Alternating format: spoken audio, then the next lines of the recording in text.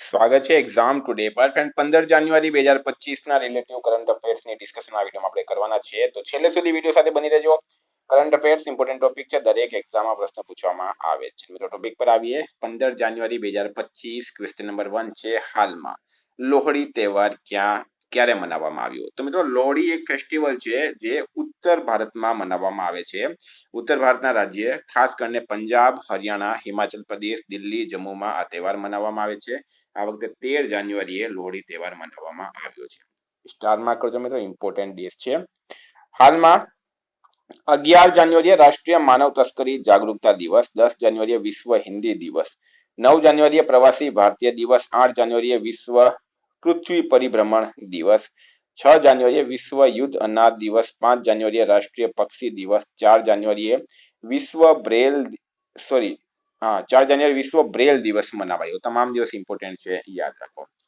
હાલમાં પ્રથમ ખોખો વિશ્વ કપ ક્યાં શરૂ થયો મિત્રો ભારત માટે એક માઇલસ્ટોન છે ભારત પ્રથમ વખત ખોખો વિશ્વ કપની મેજબાની કરી રહ્યો છે અને ખોખોનો પણ આ પ્રથમ વિશ્વ કપ જ છે બરાબર ડિટેલમાં માહિતી આપો સંસ્કરણ કયું છે મિત્રો પ્રથમ સંસ્કરણ છે આયોજન થઈ રહ્યું છે ન્યૂ દિલ્હીના ઇન્દિરા ગાંધી ઇન્ડોર સ્ટેડિયમમાં ઉદ્ઘાટન કર્યું છે સુધાંશુ મિત્તલ કોણ છે તો ખોખો ફેડરેશનના અધ્યક્ષ છે અને ન્યૂ દિલ્હી આમાં રાઈટ આન્સર થશે ન્યૂ દિલ્હીમાં મિત્રો હાલમાં ઇલેક્શન છે દિલ્હીના હાલમાં સીએમ કોણ છે આતિશી માર્લેના અને ઉપરાજ્યપાલ છે વિનય કુમાર સક્સેના નેશાલમાં ક્યાં આંતરરાષ્ટ્રીય પતંગ મહોત્સવ શરૂ થયો આંતરરાષ્ટ્રીય પતંગ મહોત્સવ ક્યાં શરૂ થયું છે મિત્રો અમદાવાદ ખાતે આંતરરાષ્ટ્રીય પતંગ મહોત્સવ હાલમાં શરૂ થયું છે સ્ટાર માર્ક કરજો મિત્રો ગુજરાતનો પ્રશ્ન છે હાલમાં કયા રાજ્યની સરકારે એઆઈ ટાસ્ક ફોર્સની રચના કરી તો આર્ટિફિશિયલ ઇન્ટેલિજન્સ ટાસ્ક ફોર્સની રચના કોણે કરી છે ગુજરાત સરકાર દ્વારા હાલમાં આર્ટિફિશિયલ ઇન્ટેલિજન્સ ટાસ્ક ફોર્સની રચના કરવામાં આવી છે તો ગુજરાત રાઈટ આન્સર હશે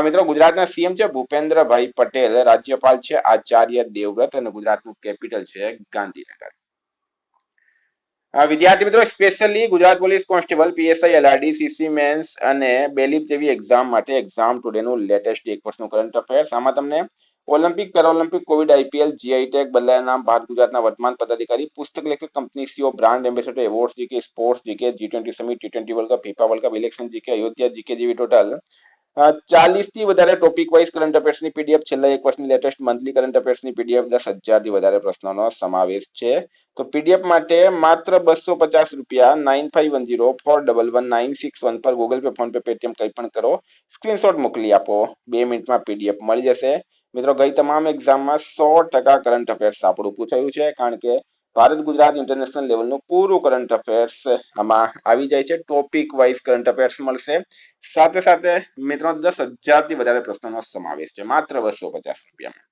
હાલમાં કોણે ભયંકર ઠંડીથી બચવા સૈનિકો માટે નવી યુનિફોર્મ લોન્ચ કરી છે તો જમ્મુ કાશ્મીર હિમાચલ પ્રદેશમાં ઠંડી વધારે પડતી હોય બરાબર અને આપણા વીર સૈનિક મિત્રો આવી ઠંડીમાં પણ દેશની બોર્ડરની રક્ષા કરતી હોય બરાબર તો આના માટે defence research and development organisation DRDO દ્વારા નવી યુનિફોર્મ લોન્ચ કરવામાં આવી છે હવે DRDO ની તમને માહિતી આપું તો DRDO ની સ્થાપના થઈ હતી 1 જાન્યુઆરી 1958 એનું હેડક્વાર્ટર આવેલું છે ન્યૂ દિલ્હી ખાતે એના અધ્યક્ષ છે મિત્રો હાલમાં સમીર વી કામત હાલમાં કયા રાજ્યના મુખ્યમંત્રીએ સ્વામી વિવેકાનંદ યુવા શક્તિ મિશનનું શુભારંભ કર્યું છે તો પ્રશ્ન એમ છે સ્વામી વિવેકાનંદ યુવા શક્તિ મિશનનું શુભારંભ કોણે કર્યું તો મિત્રો સ્વામી વિવેકાનંદની હાલમાં જન્મ જયંતિ હતી એમનો જન્મ 12 જાન્યુઆરી 1863 ના રોજ થયો હતો ભારતની અંદર એને યુવા દિવસ તરીકે મનાવવામાં આવે છે અને યુવા દિવસે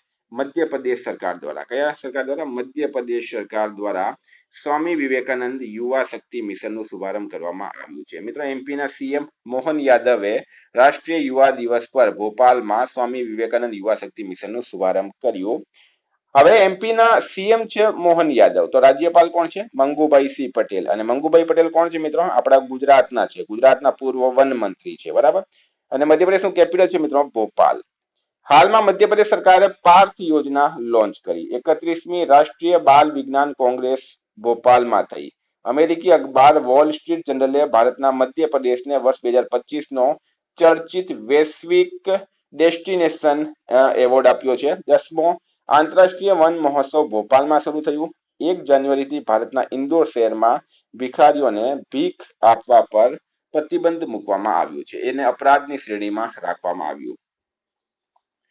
હાલમાં કોને દિલ્હી પોલીસના નવા સ્પેશિયલ કમિશનર નિયુક્ત કરાયા છે? તો દિલ્હી પોલીસના નવા સ્પેશિયલ કમિશનર કોણ બન્યા છે? વિજય કુમાર. રાઈટ આન્સર છે. બરાબર, વિજય કુમાર બની ગયા છે. તો વાત થઈ છે મિત્રો નિમણૂકની. બરાબર, વિજય કુમાર. તો આશીષ નેથાની ઉત્તરાખંડ હાઈકોર્ટના ન્યાયાધીશ બન્યા છે. ઈસરોના નવા અધ્યક્ષ બન્યા છે વી નારાયણન.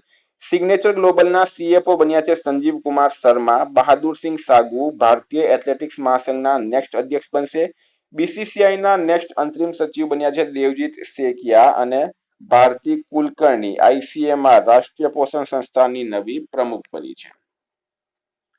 હાલમાં કોલકાતામાં સાયન્સ સિટીમાં જળવાયુ પરિવર્તન પર એક કલા ગેલેરીનું ઉદ્ઘાટન કોણે કર્યું? તો કોલકાતાની અંદર સાયન્સ સિટી આવેલી છે, તેમાં જળવાયુ પરિવર્તન પર એક કલા ગેલેરીનું ઉદ્ઘાટન કોણે કર્યું? તો મિત્રો રાઈટ આન્સર છે એમાં ગજેન્દ્રસિંહ શેખાવત. કોણે કર્યું છે? ગજેન્દ્રસિંહ શેખાવત. કેન્દ્રીય સંસ્કૃતિ મંત્રી છે ગજેન્દ્રસિંહ શેખાવત. રાજસ્થાનના જોધપુરથી તેઓ સાંસદ છે. નેશનલમાં આવેલ નેટવર્ક રેડીનેસ ઇન્ડેક્સમાં ભારત કયા સ્થાને છે? તો નેટવર્ક રેડીનેસ ઇન્ડેક્સ એમાં ભારત 49 માં સ્કોર છે. ભારત 49 માં સ્થાને છે. ભારતનો સ્કોર છે મિત્રો 53.63. બરાબર, 53.63 એનો સ્કોર છે.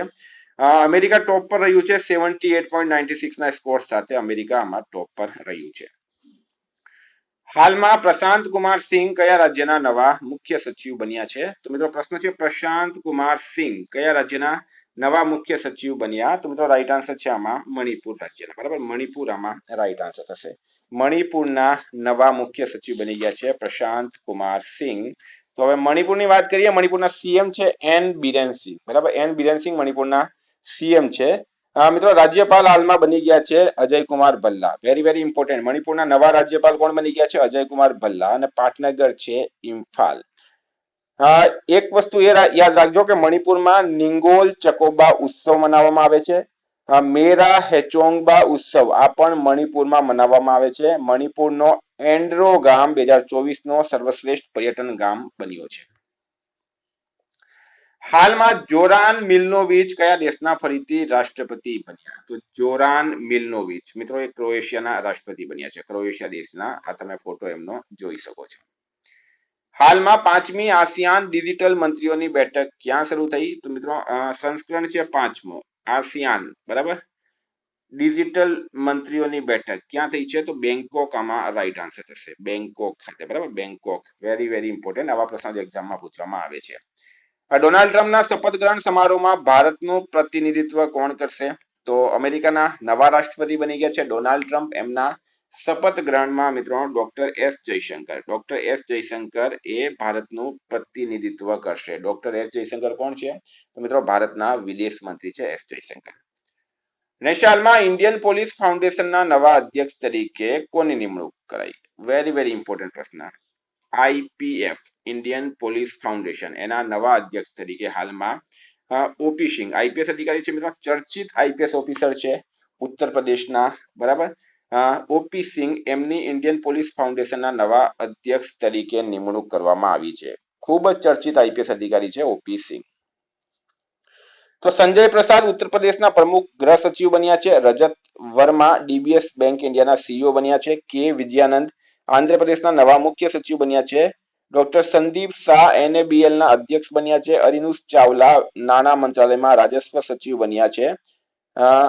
ડોક્ટર સત્યનારાયણ સાબત યુપી અગ્નિશમન સેવા ચયન આયોગના નવા અધ્યક્ષ બન્યા છે. હાલમાં મહિલા હોકી ઇન્ડિયા લીગ 2025 નું આયોજન ક્યાં કરાયું? તો મહિલા હોકી ઇન્ડિયા લીગ 2025 આનું આયોજન ક્યાં કરવામાં આવ્યું છે? તો રાંચી રાઈટ આન્સર છે. બરાબર, રાંચી. ક્યાં આવેલું છે? ઝારખંડનું પાટનગર છે રાંચી. નેશનલમાં ભારતીય રેલવે ક્યાં પેન્ટ માય સિટી અભિયાનનું આયોજન કર્યું હતું? ઇન્ડિયન રેલવે દ્વારા પેન્ટ માય સિટી અભિયાન. બરાબર, હવે આ પેન્ટ માય સિટી અભિયાનની ચર્ચા થઈ રહી છે. તો મિત્રો તમને અહીંયા કહી દઉં મેં કે અહીંયા પ્રયાગરાજમાં શું ચાલી રહ્યું છે હાલમાં? મહાકુંભનું આયોજન થઈ રહ્યું છે પ્રયાગરાજમાં. આ પ્રયાગરાજના મહાકુંભ પરિસરમાં પેન્ટ માય સિટી અભિયાનનું આયોજન ભારતીય રેલવે દ્વારા હાલમાં કરવામાં આવ્યું છે. પ્રયાગરાજ ક્યાં છે મિત્રો? ઉત્તર પ્રદેશની અંદર. પ્રયાગરાજમાં સંગમ છે 3 નદીઓનો. બરાબર, કહેવાય છે ગંગા યમુના સરસ્વતી આ 3 નદીઓનો સંગમ છે પ્રયાગરાજ. 12 વર્ષે મિત્રો અહીંયા મહાકુંભ મેળાનું આયોજન થયું છે અને ભવ્ય મહાકુંભના તમે અત્યારે રીલ્સ અને ફોટોસ પણ જોઈ રહ્યા છો. પ્રયાગરાજનું જૂનું નામ શું હતું? ઇલાહાબાદ. હાલમાં ભારત ક્લીનટેક મેન્યુફેક્ચરિંગ પ્લેટફોર્મ કોણે લોન્ચ કર્યું? તો ભારત ક્લીનટેક મેન્યુફેક્ચરિંગ પ્લેટફોર્મ કોણે લોન્ચ કર્યો છે? તો કેન્દ્રીય વાણિજ્ય મંત્રી છે પિયુષ ગોયલ, એમના દ્વારા કરવામાં આવ્યું.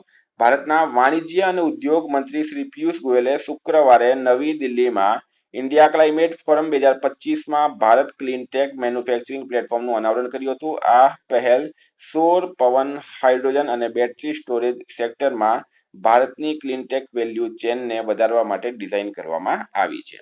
તો મિત્રો આ હતા કરંટ અફેર્સના પ્રશ્નો. વાત કરીએ હવે આપણે રિવિઝનની. તો 14 જાન્યુઆરી 2025 રિવિઝન. રાષ્ટ્રીય યુવા દિવસ ક્યારે મનાવવામાં આવ્યો છે? 12 જાન્યુઆરીએ. શું હોય છે? સ્વામી વિવેકાનંદની જન્મ જયંતિ. ક્યાં ફસલ કટાઈની સમાપ્તિ પર ગાન નગાઈ ઉત્સવ મનાવવામાં આવ્યો? તો મણિપુર. જો મણિપુરના ઉત્સવ તમારે ખાસ યાદ રાખવાના છે, બરાબર.